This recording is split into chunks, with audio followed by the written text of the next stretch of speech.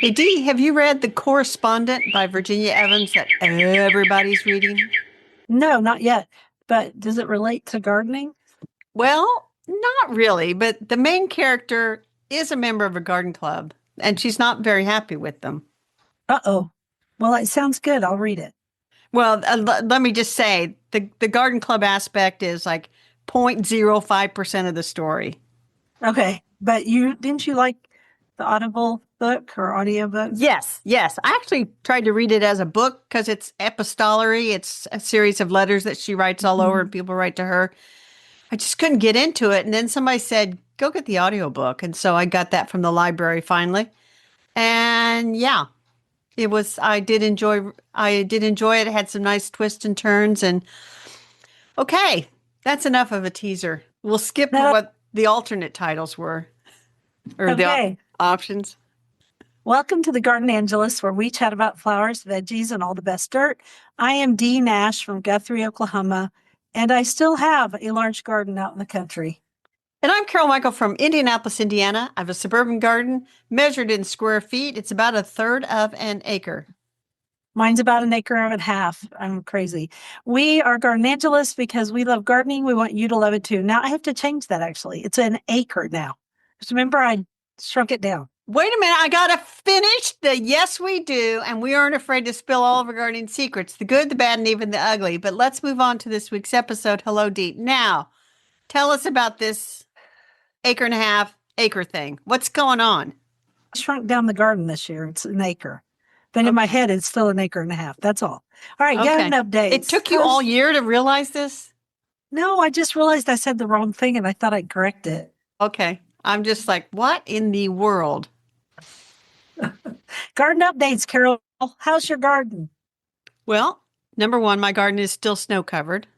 Good grief. I looked up the record for number of consecutive days with snow cover in Indianapolis. Mhm.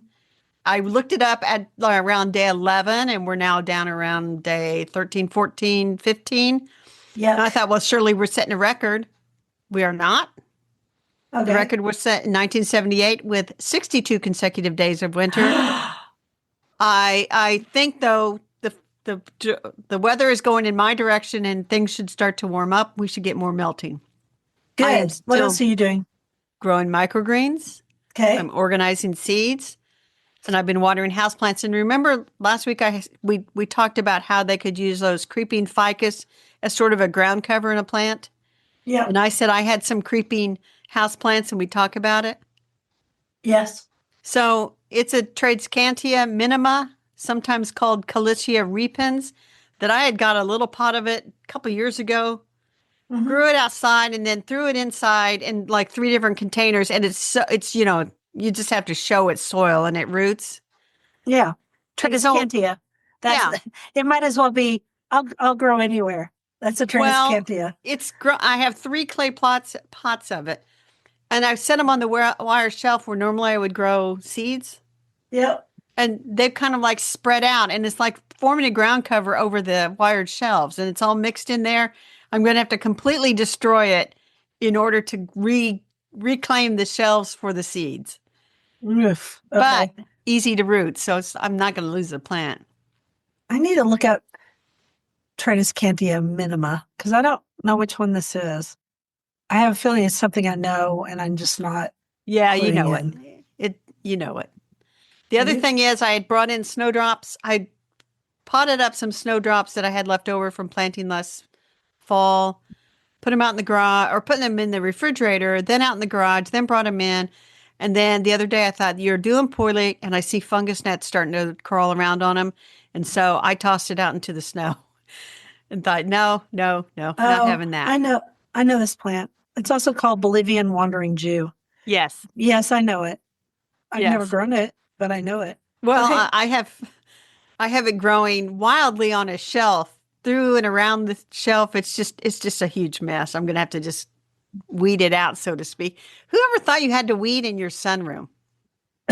Only we crazy gardeners have to do that. I don't think Anyway, anybody else does. I don't know if you heard what I said about my snowdrops, but our They're listeners yucky. did. They're yucky and they have fungus gnats and you throw them out. Yes. I What heard. about your garden? And I'm going to just start off right by now saying I saw your stories on the Instagram. You were outside and there was no trace of snow and blah, blah, blah, blah, blah, blah, blah. Go ahead, Dee. I'm all excited to hear about your wonderful week in the garden. I will say, okay, first of all, about snowdrops. Apparently, they grow a lot in Bulgaria. Who knew? Who knew? And so, who knew? And so, I have a really beautiful picture that my friend sent me of snowdrops in the rain. So, I'm going to put it in the newsletter. Okay. Cool. But it'd be better than putting out my dead. Your dead fungus that ones. Okay. Yeah. So, moving on. Go ahead. Well, I'm looking something up while you continue telling us about your garden. I just worked out in the garden on Friday. I don't know, whatever day it was. And it was really nice outside, but there was a north wind, so it was quite chilly. And what did we do? I mean, we cut some stuff back, like grasses, and I did some trimming up of the rose bushes because it's time. And not here. No, not there, but here it is. So you do it in about February. And used to be roses were completely dormant in the winter, but a lot of mine aren't because the weather's so weird in Oklahoma anymore. And what else? We did a real cool video on my American wisteria. And we did another cool video on being resilient, like your daffodils, because daffodils are resilient. They are. And then I'll probably do another. I mean, I did like 5, so I've got some more in the can, as they like to say. Yes. Well, I want to go back to snowdrops now, what I looked up. What? Snowdrops, or galanthus, are native to a large area of Europe and the Middle East, including regions from the Spanish and French Pyrenees in the west to the Caucasus and Iran in the east. They are commonly found in countries such as Italy, Greece, Bulgaria, Romania, and Ukraine. Yeah. Which makes sense since Bulgaria is between Greece and Turkey. And so it's a native wildflower. Yeah, he said they're everywhere. And he goes, he said, I sent you some, and the one picture is really good. So we'll look at that. I appreciate it because I said, I can't grow them. It's too hot here. It's not too hot there. They're this tall. I have to remind people who really want to grow them in Oklahoma that they're that tall. And when you say that tall, for those who are listening, 2 inches. Yes, 2 to 3 inches 2 tall. inches.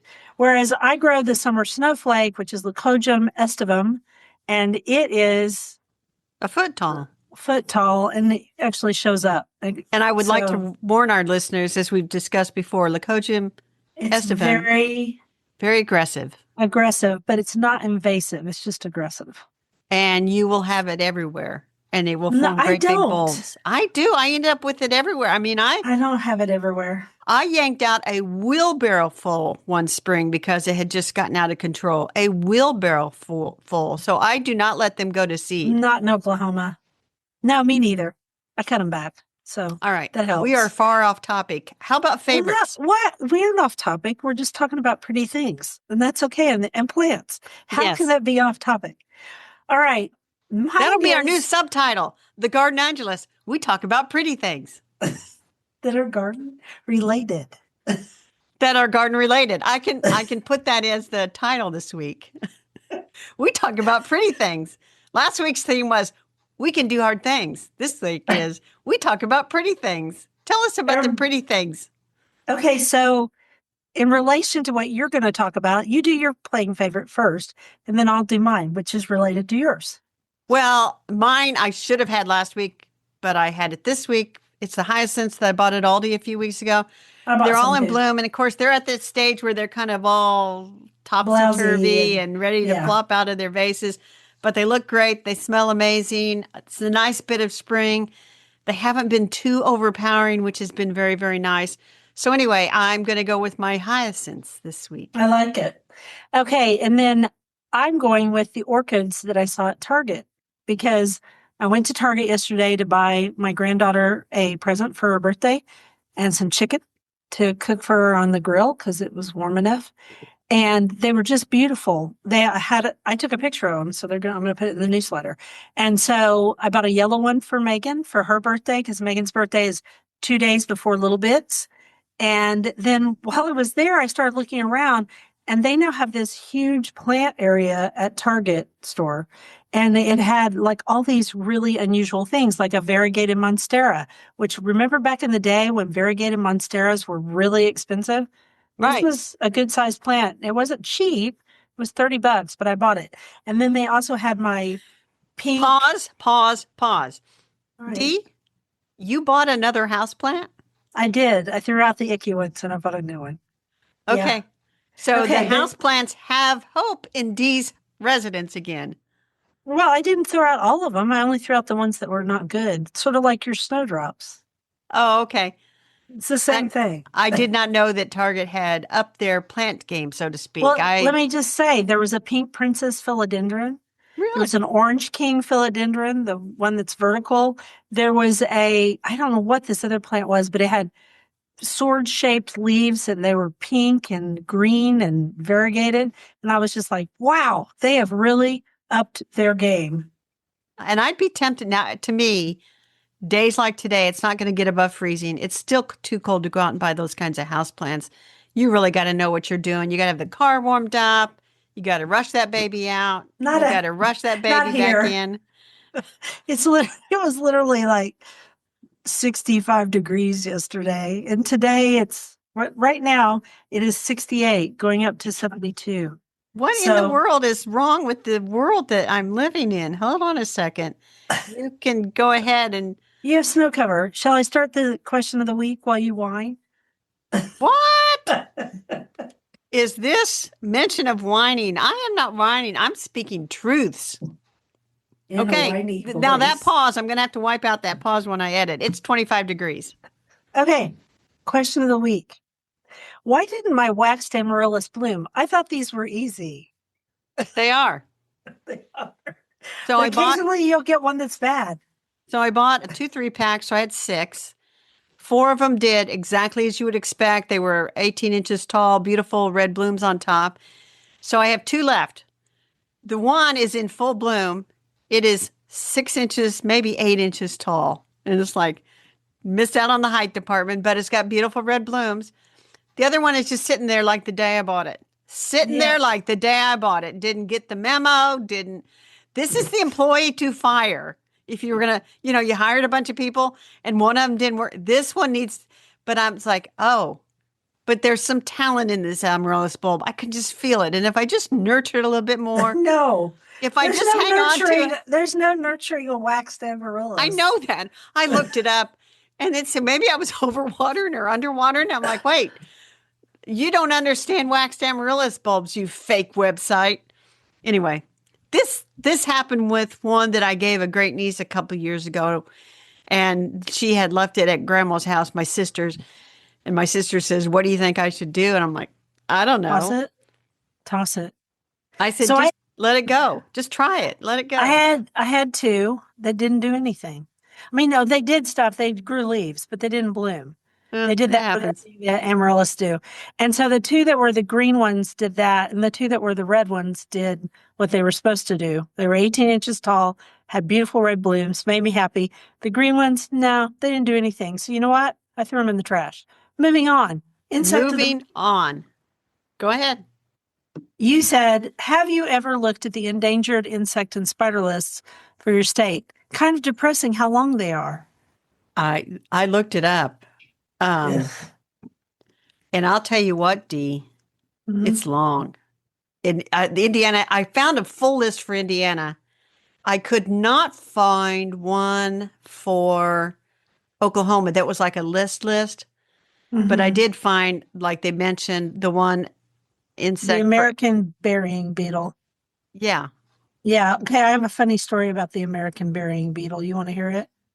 I am a little bit shocked, but shouldn't be shocked that I pick out an obscure, nearly extinct insect in Oklahoma, and suddenly Dee's got a story about it. I do.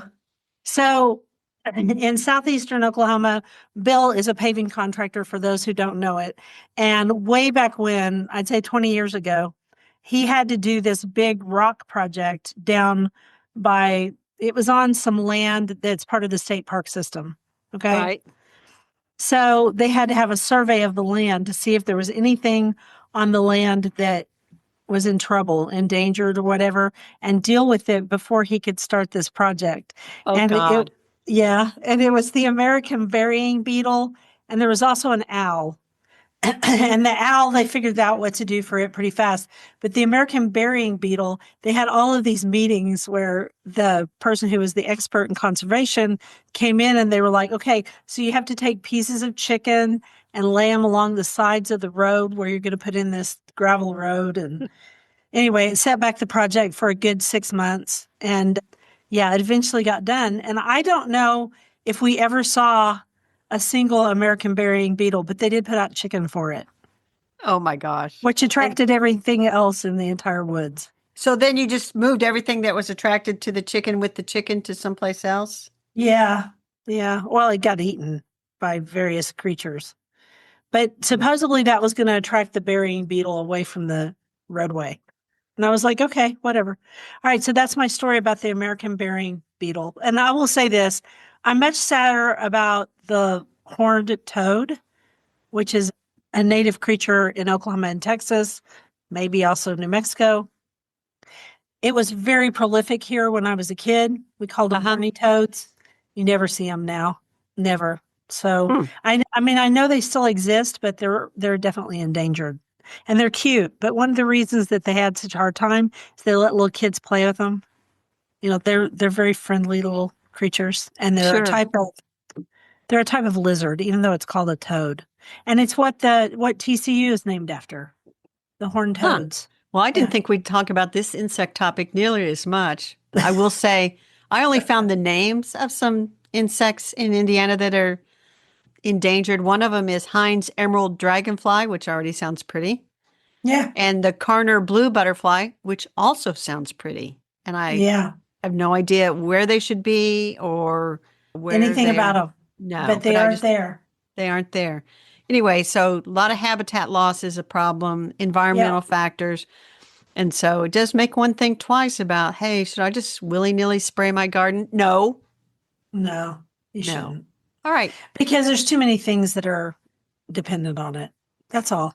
All right, your quote. And it's about one of my favorite winter, early spring flowers. It's really And a so winter we shall flower. talk about it. Winter aconites add a spark of sunshine yellow to misty, frosty days. And that's from a website called Plu's Garden Design over there in the UK. And it's Eranthis hyemalis. And Eranthis, or winter aconites, are wonderful flowers. They're very short. Yes. Like they're very yellow. They're like sulfur yellow. They are so yellow. Yes. But they are only like about dandelion an inch yellow. Yeah, even a little greener than a dandelion. But yes. Bright, bright, bright, bright. They are not dandelions, so don't pull them out. They're expensive little bulbs. And I have planted these expensive little bulbs, and I will tell you that I have not had great success with them. And I don't know if it's because it's in an area with a lot of other ground covery type things. There's some perennial geraniums in that area. There's some, if I could remember, I don't know, there's a couple other things. And I'm like, oh, does it get crowded out?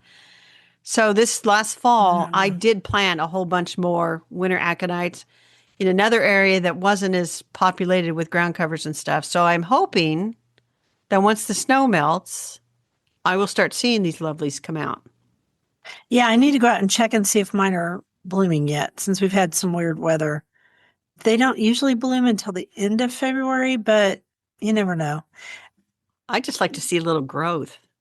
Oh, mine grow and bloom pretty fast. But I will say that they are not, I mean, I still don't have a whole bunch of them either, even though I've planted them several times. Do you know where these are native to, Dee? I'm going to guess that they're native to somewhere in Asia. The same place. They're roughly the same place as snowdrops. Oh, okay. So they might be in Turkey, Bulgaria. Yeah, I looked it up. Greece, I think I looked it up. Let me places go like back that. up here and look and see what I said. France, Italy, and the Balkans, and widely naturalized elsewhere in Europe. Huh. I'll have to ask my friend if he sees them. I'll send him a picture of one. So you don't actually plant bulbs, though. According to Old House Gardens, and we'll link to them, you plant rhizomes. Yeah, they're little tiny rhizomes. As soon as you get them, you don't want to let these sit around in the box because they don't like to be out of the ground for very long. Sort of like Eranthis. Yes, it says delayed planting is the most common failure of Eranthis. Common cause of failure.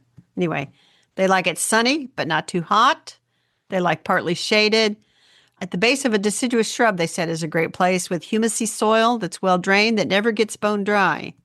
Yeah, that's where they seem to be happiest Yeah, and it in my says, unlike garden. other bulbs, they seem to like regular moisture all through the year. Whereas, like Mm, others, you want it to be a little bit drier where they are in the summertime. right. So they're weird looking things. And they have They little tiny are. bumps that are the eyes. You put those face up. And if you're not sure, you just kind of plant them And they're on their. tiny. Yes, yes. You can plant Um, them on their sides, but anyway, they have gray blue leaves, blue gray leaves, blue yeah. green. Now, They're here's very another pretty. thing that might have been part of the problem. It says, do not mulch. Mulch is often too thick or heavy for small bulbs such Eranthis, and their growth will suffer if they emerge at all. Now, I don't Hmm. have much mulch in that area. I don't think it's the mulch. It could be the water, and it could be that they just get disturbed. Now, here's the other thing Old House Gardens tells us. After bloom, allow seed pods to ripen and scatter their seed and allow the foliage to wither to feed the rhizomes before removing. In the right spot, Eranthis will multiply into ever increasing colonies. Not here yet. No, not here either, but they are fun. Yeah. And I think, if you want to plant again, little bulbs like this, you don't plant them out in the way yonder where you're not going to see them. You want to plant them by your walkways and in the front where you're likely to see them and enjoy them, because way out yonder in the wintertime, you're not. Well, they're tiny. They're really, really small. So, Yeah, I really look forward to a few of them. Kind of, if I can get enough of them to take a hold, I just feel like, hey, that'll be the thing. Now, Old House Gardens, they only offer one type, and it's a winter aconite, and they said it's from 1578. And like I said, we'll link to this, and you will see that it is a tiny flower. It's not yeah, they're gonna. tiny. They're very tiny. You know what they kind of look like? What? They kind of look like the yellow version of my favorite spring beauties, Claytonia virginica. Yeah. They kind of look like Hmm. that. The other thing is if you have to be in 5A to 7B zones. And so you're just barely in the zone and I'm solidly in the zone. They should be doing good for me. I mean, I'm 7A, so I'm in the Yeah, zone. you're okay. You're okay. I'm good. So what else you want to say about 7B your is favorite north. flower? It's not my favorite flower. I just said Oh, I like I it. meant favorite early spring flower. Nothing. They're great. Okay. I think you've covered it. Okay. I was happy to do that. And I just like took your thunder away from you. You're fine. You can cut all the flowers, but you cannot keep spring from coming. Pablo Neruda. And why would you want to keep spring from coming? That's the real question. I think this is a metaphor. Yes. I But think you it's know a what? metaphor for, you can take all the joy out of something, but spring's going to come anyway. And this reminds me of one of the letters in The Correspondent that we talked about at the show teaser. Hmm. Little something in there about cut flowers, and that's all I'm going to say. Cool. Or I should say All about right. cutting all the flowers. That's all I'm going to say. So our vegetable this week is parsley, and it's because you saw an article that was by Matt Mattis in the American Gardener, which is January, February 2026. And I guess I did not renew my subscription to that because I do not have that. And then you said you have never grown parsley. And I was like, I've grown it a lot. Anyway, we should say the botanical name is in need of a rebrand. Petroselinum crispum. Does not sound like something you want to. Just right away, I'm thinking, oh, gasoline. Petrol. Yeah, Petrol. petrol. Petroselinum crispum. And so I got some stuff off the internet, but I got a lot of good stuff off of His Matt's article. article. Yeah, Yeah. Matt And knows his so, stuff. yeah. So what kind of parsley do you grow? I've grown the Italian parsley and I've grown the curled leaf. I've grown So, both. They're easy here yeah, to grow. To look start what I from have. seed. Oh, you have some. Yeah, That's look the at you. sound of parsley sleeves. No, I don't have some. So I have 5 packets of parsley why? seed. Why? You don't Well, need that many. because my carbon monoxide detector went out this morning. Okay. So I woke up, it's chirping at me, and I'm thinking, what are you doing? It's like, and it says end on the little display. So it's reached the end of its 10-year life. So I thought to myself, I don't want to go too long without a carbon monoxide detector. I'll just go to Menards. Okay. So I went And to they had it Menards for 11 cents. and they were 10 cents, Dee. They were normally 59 cents. When I bought seeds of this brand in January, they're 59 cents. They were 10 cents. And I'm like, 10 cents. And look, we're going to talk about parsley, and I'm going to buy parsley seeds, 5 packets, because they're notoriously slow to germinate. So they're very slow to germinate, and you do not have to plant them deep at all because they're tiny, tiny seeds. But Also, according to Matt, they're they very need some light, persnickety. don't they? They don't like it below 50 degrees at all. Okay. And so don't even think about planting them until it's 50 degrees or warmer outside. He said they're very fussy about that. I think they need. I start mine indoors. Yeah, I'm going to start some indoors. Yeah. I don't know that, and I'll start a row in the summertime outdoors. I don't know. It just seemed like for 10 cents I could get one reasonable person's packet, and for 50 cents I could go all out. Maybe I'll give some away. Okay. So, what do you want to say about parsley? Okay, so I'll say there are 3 types. I'm going off of Matt's article, and I got some stuff online. There are 3 types. There's the flat leaf, Which is Italian, right? right? There's the curly, which is usually used as a decoration. Let's Yeah. face it. Yeah. And then there's root parsley, Which is apparently, because parsley is closely related to carrots. there you go. And so Didn't you know can that. grow the variety tuberosum to get the roots. Now, here's some other things you want to know. So it's a host plant for the black swallowtail butterfly, which you knew because you're growing it. Well, and it's our state butterfly. Oh, It's the Oklahoma state butterfly. I'm almost sure. I'm going to look it up just to be sure because every once in a while I think things now and then I go, that's wrong.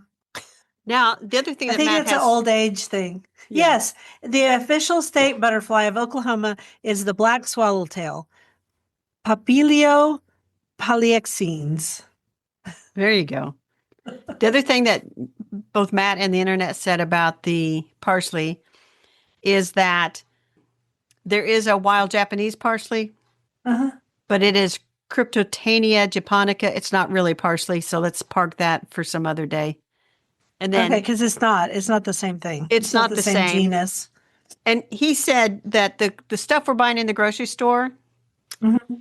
now, Dee, this is going to be a big shocker. He says it's not bred for flavor. No, No. you're kidding. No, he said it says it's bred to survive a machinery that behaves more like a construction crew than a harvest team. He's so funny. Industrial just love Matt. harvesters trim, vacuum cut, and bundle entire rows in seconds. So breeders prioritize stiff stems, bruise-proof leaves, and the stamina to withstand long-distance shipping and a week under fluorescent lights. So they're not as good. And so he does suggest, as gardener to gardener would, that you grow your own and you look for better varieties. And so I've linked to Johnny Seeds, or we will link to Johnny Seeds, that they have some very nice varieties. I'm sure others do too. So, and of course, I looked at some of that after I bought 5 packets of one that's just called dark green Italian. So I thought, I bet it's good. I bet it's a good one. I'm going to try it, but I'm thinking, well, in for a penny, in for a pound, in for 10 cents. Why not spend a couple more dollars and buy some fancy varieties and do like a little experiment? Test garden, see if A one's little better than the other. parsley test garden in Carol's There you garden. go. What do you think? I think that's great. Okay. Okay. I think that's probably enough. Anyway, it is a very good article, and I like how they're laying out the article with the old-fashioned look and the headings. and Yeah, it's stuff. I'm beautiful. showing a picture. It's very beautiful. Yeah. And so I suggest I hope you have renewed your subscription to America. I guess I better do that. I feel kind of bad now because I don't have that art. I don't have that magazine, that issue. Well, I bet if you wrote real nice to them. If I wrote a nice letter, they might send me one, maybe. But anyway, get your membership renewed, get to it, and then you'll get American Gardener. It comes out every other month. Anyway, Right. Very good article. We'll probably have some other stuff to talk about from this one as well. So there you go. That is parsley. Okay. And you thought we didn't have much to talk about. Wait, I did not think that. I Oh, didn't even say that. They have two things. Number one is if you don't want to grow it from seed, Bonnie's Plants always has parsley. And they have flat leaf and curled leaf. So you can just buy it and put it in your garden. Number two is that it is I think it's a biennial. So It is. if you grow it and it overwinters in my garden a lot of times, but then it immediately goes to seed and blooms, which isn't a bad thing because it gives some pollination to early pollinators. That's number two.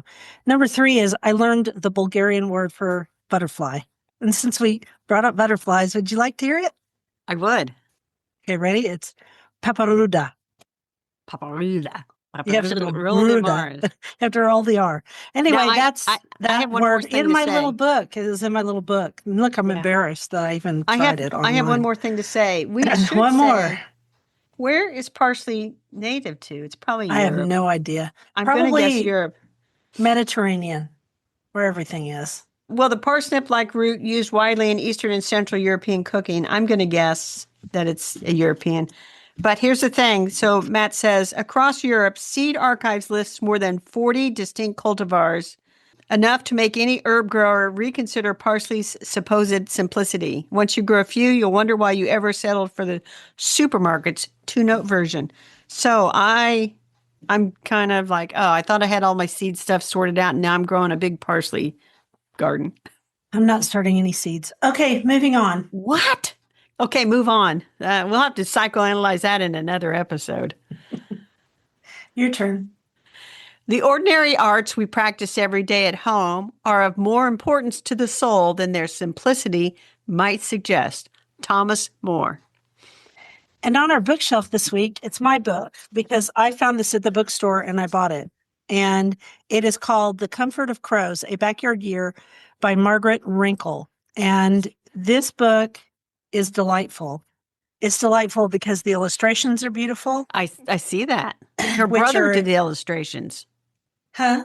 Her brother did the illustrations. Oh, I didn't realize that. That's awesome. Yes. And I started reading it, and it's lovely. It is something that you could read every morning when you get up.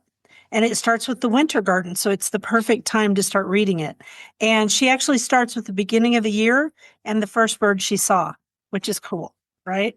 Yes. And the first bird she saw was a type of, I can't think of the word right now. Wasn't a crow? No, it was a woodpecker. But it flew away before she could tell what it was. And then she saw a crow, and that's what made her decide to do this book. But it's not just about crows. It is about all kinds of things. Like so birders would like it, gardeners would like it, naturalists would like it. It is a beautiful, beautiful book. Well written. I love it. Right. Now, I am looking up on my Goodreads because I think that I read another one of her books. And we should mention that she writes a column for the New York Times. She writes a nature column. Yes, she does. And she's a good writer. And the people on the back of it that wrote her brag blurb, as it's called officially, the lady who wrote The World of Wonders, she wrote something on the back of it. Catherine Raver, who wrote Fox and I mean, it's a good book. She wrote Late Migrations. Yeah. Now I'm still looking up because I thought I read something of hers, and then when I looked up, it came up with nothing. It says, Carol, you haven't read any of those. All of them are marked. Do you want to read these? I'm like, apparently now that I do. Well, I think this one's really, really good. The one I should get if I was on Yeah, I would start with this one because it's so easy to read. Like I sat down for an hour and I read 6 or 7 of her ideas. And yeah. So I shouldn't stop my book buying binge now. No, you should not. You should buy this book. And she's a very beautiful writer. Like the beginning of this one, it says a seed in darkest winter, which is week 7. And she wrote, for most of my adult life, I wore a red coat when the weather got cold. It started when I was 22 and searching for new outerwear during what turned out to be my one winter in Philadelphia. I kept being drawn to a bright red peacoat in the mail order catalog. And then she just goes on and talks about camellia blossoms. I mean, it's Is she still wearing the red coat? I think she does, yes. But I laugh, but I shouldn't laugh. A different red coat. I have a green coat, and I know I've had it. Okay. I have a particular green coat that I know I had when I worked, and I think I had it for 10 years while I worked. So I think this 20-year-old coat, but I love it. And it's still, I wore it today to Menards. It's my coat. So I had 2 wool coats that I This adored. one's not wool. It's just a coat. Well, I can't wear them because I can't wear Right. wool anymore. So I gave them to my daughter, but they were not, one of them was really old. It's like 30 years old, but it looked brand new because it was boiled wool. And the other one was a navy pea coat, which I love a good navy pea coat. And I haven't been able to find one that's not wool.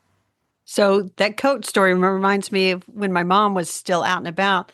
She had this big, heavy gray sweater, and it would be a winter day, and she'd wear this big, heavy gray sweater. And my sister that she lived with, don't you want a warmer coat? And she says, this is plenty warm. This is plenty warm. And this is a woman that was always cold. So after she died, my younger sister took over the big gray sweater, and she'd arrive in the big gray sweater. It's like, don't you want to wear a winter coat? And she says, Mom was right. This is plenty warm. There you go. Anyway, This is a great book. I'll hold it up one more time. It's The Comfort of Crows, A Backyard Year by Margaret Wrinkle. These are my favorite types of books. It's not really epistolary. It's just, memoirs and thoughts on different time periods during the year. Yeah, mine too, Dee. Look, Carol. That's beautiful. That's all green. It's all green. And she calls this is Summer Week 1, the season of singing. How could you not like this book? I don't know. Okay. I don't have the book. I have to go get the book. You have to go get the book. It's really good. All right, you ready? Yes. For the quote? Nature does not hurry, yet everything is accomplished. And that's by Lao Tzu. I hope I said that right. I don't know. Okay. And nature, as in her winter attire, is not in any big hurry around here at all. But Apparently that's not our dirt. But you know what? It'll be really good for your plants because they'll be all snug under that snow. Yes. Okay, dirt. You found this one. It's terrible. Well, I came up with this But true. And I read an article, and the article is too horrific for me to talk about on this lovely We Do Happy Things and Talk About Good Things podcast, whatever that was at the beginning. Pretty things. So pretty things are roses. And with Valentine's Day coming up, so today is Sunday the 8th. This will come out on the 11th, so people will be thinking about Valentine's. Let me just say this. Don't smell the roses that you get for Valentine's Day or that you see on display for Valentine's Day. Too many poisons. So many pesticides, fungicides, insecticides, especially if they've come from overseas, and many of them come up from Colombia and other South American countries, jets and jets full of them. They're loaded with toxic chemicals. And so they're telling florists, especially who handle these day in and day out, to be very, very careful. These things are not just... And what about the poor people that harvest it? I mean, it's bad for everybody all the way around. All the way around. It's bad to work growing them. It's bad. It's bad. So anyway, this isn't going to stop anybody from ordering roses probably, but just be very careful when you're smelling them. And, a florist, be very careful handling them. Right. And which I think that they already know. So you should always look for organic flowers if you can find them, which is very hard to find, especially in the wintertime. Right. Locally grown, but that doesn't necessarily mean organic.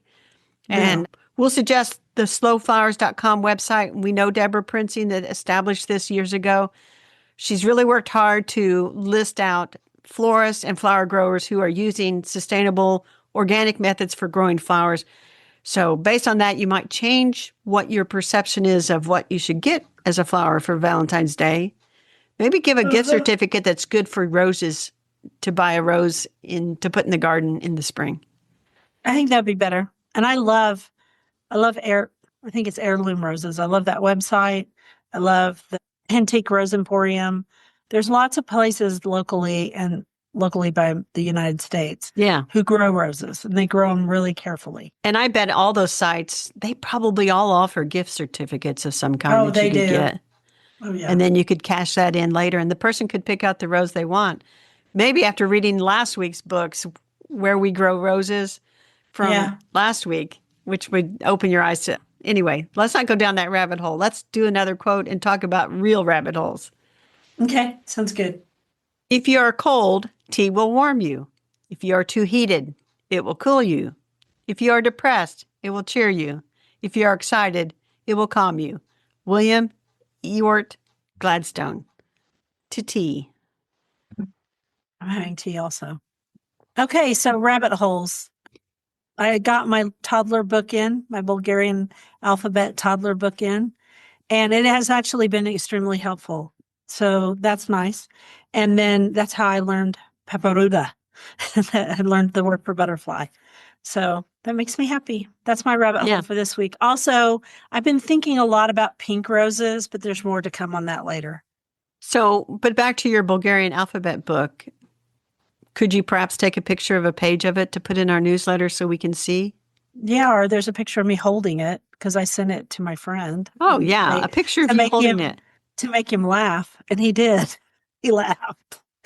But it's been really helpful because then now I look up the words, I use my app, and then I'll go to him and I'll have him pronounce them for me. It helps. Very nice. Although, never mind. I was going to say something funny, but it's not that funny. Yeah, you can say it. It's good. So if he's pronouncing it for you and you try to mimic him, are you going to sound like a Bulgarian man with a low voice? No, I sound like a girl. I still sound like a girl. But I do. I pronounce them back, and then he saves them. And he says he's going to show me my progress because I'm telling you, he's like a teacher. So this is very nice. Very nice. Yeah, it's been a fun thing to do in the winter. So I went down a rabbit hole after an author named Anne Layton. She's a lost lady of garden writing, and I ended up ordering 2 of her books, Dee. My. So I should say that she was a garden landscape architect and she was a garden historian. So, and I don't know the whole story of her life. I mean, I got bits and snippets of it, but after college, somehow she's in India, and that's where she met her husband, a British officer in the British Army. They got married in India. Then they came back to the United States. And then when World War II started, he re-enlisted or signed up again with the British Army. And so she was home with her 3 kids and their, 18 acres or whatever. So she was suddenly in charge of everything. So she wrote a book in 1943 about her time, the 2 years that she spent basically while her husband was serving in the military.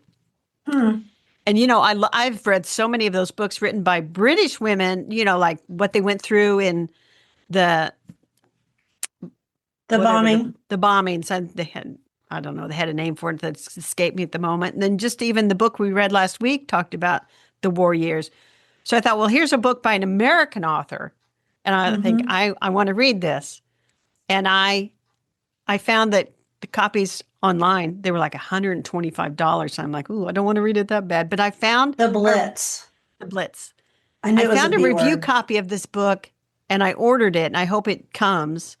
And because I found another copy and I made a tragic mistake of putting in a lower bid, but also it was around the time I think that the article came out. And I think a reader of the article went out and found it and she upped her bid.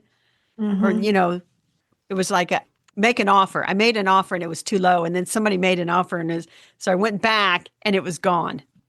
Darn it. Darn I'm it. sorry. But I found this other one, so it's coming. And then she wrote books about American garden history. So she talks about the gardens of the Puritans, gardens of the 18th century, gardens of the 19th century, and actually helped design a couple of historic gardens that are still going over in, I don't know where, Massachusetts, somewhere over there. That is cool. I got that book coming. Neato. That is really cool. I'm pretty excited. And of course, it's a lot more interesting than my rabbit hole. I mean, I just haven't. I don't know. Anne Layton. Plus, that's her pen name. Oh. Her real name is Isadore Smith.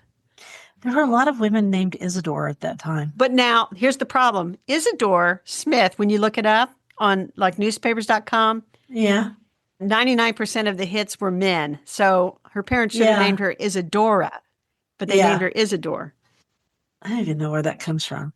Okay, cool. All right. Garden to visit. All right. So you stayed in Chicago, and I was going to suggest this one. This is the Garfield Park Conservatory, which is in Garfield Park. And we went there one day, evening. Was it an evening thing ultimately? We were not there. We have been there twice, Dee. Once with the garden bloggers Yep. when we rode a city bus and went over there and checked I it out. remember that. Yeah. So And that was then we went with afternoon. Garden Com. They dropped us off, and it seems to me like it's in the Lincoln Park area. It isn't, they're like Lincoln Park and Garfield are together or something. So you had a bit of time to wander, and go Yes. here or go there. And so we went into the conservatory. And again, I have pictures in conservatories. I think it's Garfield Park Conservatory. Right. We have a lot. We went to a lot of conservatories. We are terrible about labeling our pictures. Well, especially really old ones that we weren't going to sell because we were really taking pictures for work at the time. And so we've only been in this conservatory in the spring, late spring, and late summer. And so yeah, I just remember it was really beautiful. It is beautiful, very Lots big, of green, very large. Yeah, it was cool. And it doesn't have a real central. I'm closing my eyes because I'm thinking about it. Like you walk in, and then there's this big central room, and there were very tall plants in it. That's what I think remember so. about it. Yeah. Now, we have cool. a smaller Garfield Park Conservatory here in Indianapolis at a place called, of all things, Garfield Park. It is much smaller, also a delight to visit. But I will say this. We've seen this one in the growing season. The best time to visit a conservatory, in my humblest opinion, is in the wintertime. Winter. The contrast between outside and inside is amazing. Good for your soul. It's really good for your soul. All right. Closest thing we have here is in Marion Park. And I think they just redid it again. But anyway. All right. Garden Commission. I'm working in the garden tomorrow with Michelle while it's nice. And I know people should say that you should wait until after bud break, but because they want the insects to get out of all the stems. But my garden is huge and I have to start at least clearing away a little bit of it or I'll not get done until late September. That is not right. No, it's too big still. So I'm going to sow seeds for some perennials, especially via some winter sowing. It's not too late around here. I maybe think about, but probably won't do some seeds for early spring crops like cauliflower. Maybe, I don't know. I got to keep houseplants alive. I need to repot some Aglaonema that are ailing. I wrote about this in my weekly newsletter. They get sick. I have 4 pots of it because I bought a big pot and I divided it into 4 pots. I remember. And they're in different parts of the house. All of them are ailing. And I'm like, what's going on? So here's my thing with Aglaonema. It's not the easiest. It's not the easiest thing to grow. And it doesn't like too much water. It likes very little water. And if you're not careful when you water it, it'll rot at the soil level, the stems will. So it's better to keep it really dry and then just water it every so often. And that's my experience with it. And I've grown a lot of it. And I've got a pot of it now that's pretty old and it's doing okay. But I hardly ever water it. I wait until the leaves are looking really sad and then I water the thing. It does not like much care. Yeah. On these, I think the problem is, this is going to horrify some of our listeners. So I know that I bought this plant in 2019 because it was before the world shut down. And so I repotted it, and it has been living in those 4 pots now for 7 years. And I'm like, is that right? Maybe it needs to be repotted. Huh? Maybe it needs to be repotted. Well, there's a lot of calcification and gunk built up on these clay pots. And I thought, I just need to bust them out, scrub all those pots, repot, and everybody will be happy. And put some new potting soil in there that has some fresh stuff I in it. had a bin of potting soil in the garage. I've already brought it into the house. I needed some more for the microgreens anyway, so I'm letting that warm up for days on end. Listen to me. Will Carol's Aglaonemas survive? Will Carol get them repotted this week? Let's see. It'll be okay. Anyway, I am going to go to Garden Club tomorrow, so that'll be in the past when this episode goes live. And that is it, Dee. Anything else you'd like to say to our listeners about pretty things? I watered all my houseplants. That is pretty. That's pretty. All right. Let's close this. Thank you for listening to The Garden Angelist. We publish every week on Wednesdays at 12 a.m. Eastern Time. Be sure and follow us on Apple Podcasts. That helps us get noticed by others. And if you subscribe to our Substack newsletter, you get a link to listen to the podcast an entire day early and links to the products we discuss, along with pictures by us and our friends. Plus, you can go over to YouTube and see us in person. Full episodes show up on Tuesdays. So if you can't wait until Wednesday, and some of you can't, you now have 2 ways to get episodes on Tuesdays. And if you want to help support us, use our affiliate links. If you buy something after clicking through on them, we earn a small commission and it costs you nothing. Or you can set up a monthly subscription through Buzzsprout or make a one-time donation through PayPal. You also have the option of pledging your support on Substack. We appreciate all of this. Thank you to everyone who has done so. It does help us pay for podcast hosting. It was lovely to chat with all of you over the Garden Gate. Bye until next week. Bye, everybody. Go do pretty things.